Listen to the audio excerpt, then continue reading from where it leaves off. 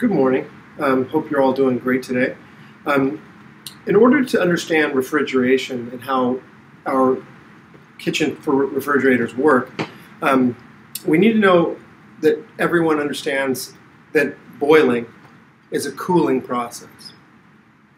Now, physics teachers like to say funny things sometimes, and you might find it funny that I said boiling is a cooling process, because as we know, this beaker, this boiling water, is on a hot plate. I'm providing heat to it.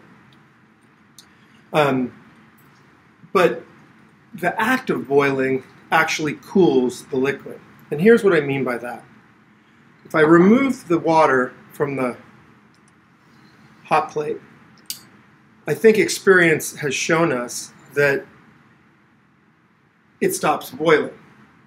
And you might say, well, it's cooling off because it's no longer being provided with a heat source and it's in contact with this room temperature table, and so it's losing heat and energy through the loss of heat.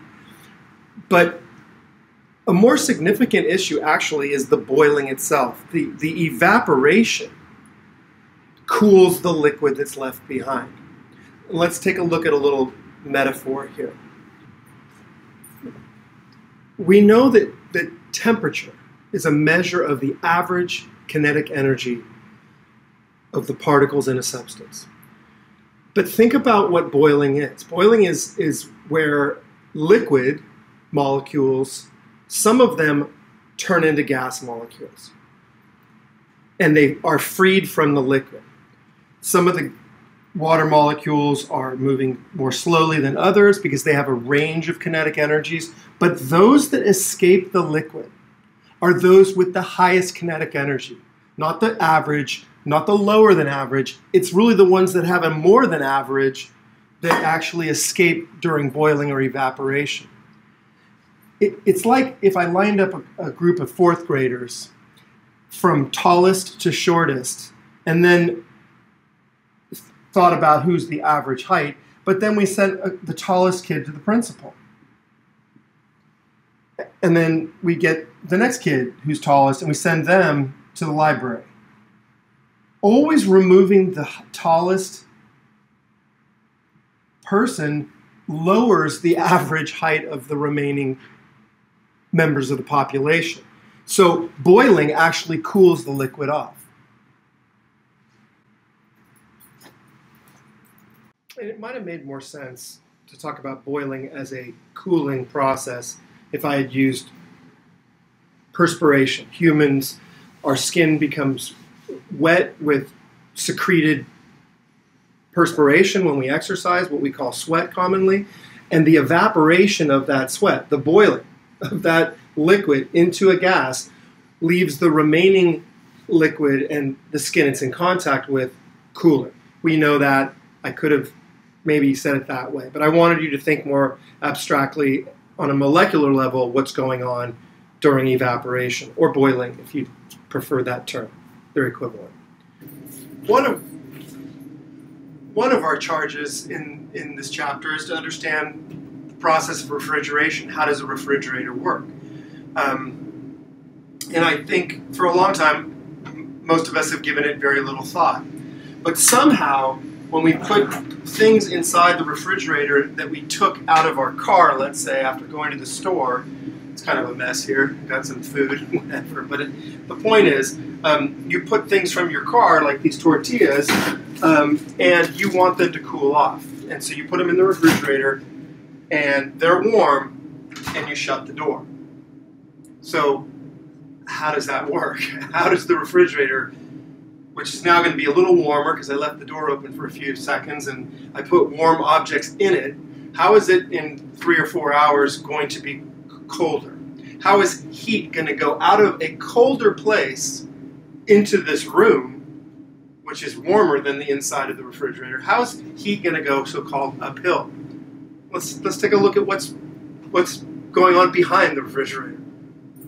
Behind the refrigerator, it becomes a little bit more interesting.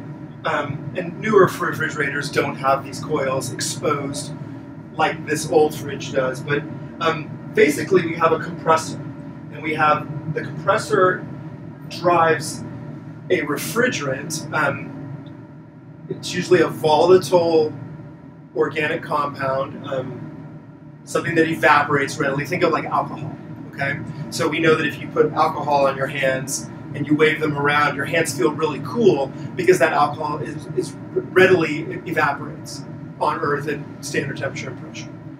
So inside the coils is a refrigerant. Now, the compressor compresses that refrigerant and does work, electrical work. We'll come to find out that that's voltage times current equals the power. Multiplied by time is the energy, work, joules.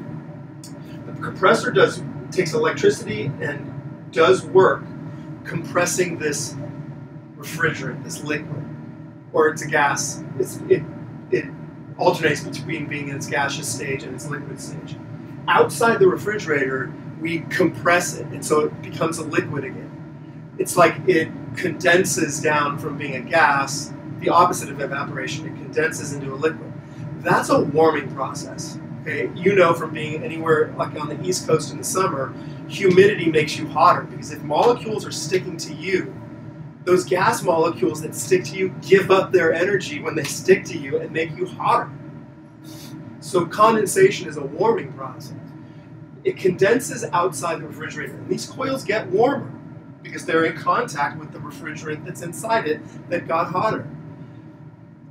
Because of airflow, and supposed to be even more efficient in terms of a refrigerator if we blew a fan across these, but normal convection currents are enough to allow that heat that the coils possess because of the condensed refrigerant inside them, that heat goes to the room. Meanwhile, the refrigerant goes, which is cooler, which has lost some energy now, that refrigerant goes inside the refrigerator. The coils are inside the refrigerator. And I won't even open it because you can't see those coils, but they're behind a sheet metal panel.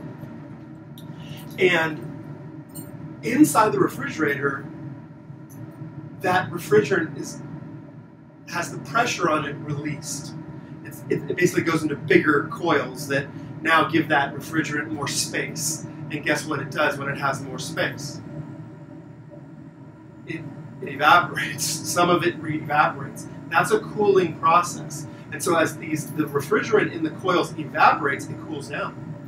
And now we have a fan in there blowing air from the fridge in general across this now cooler coil.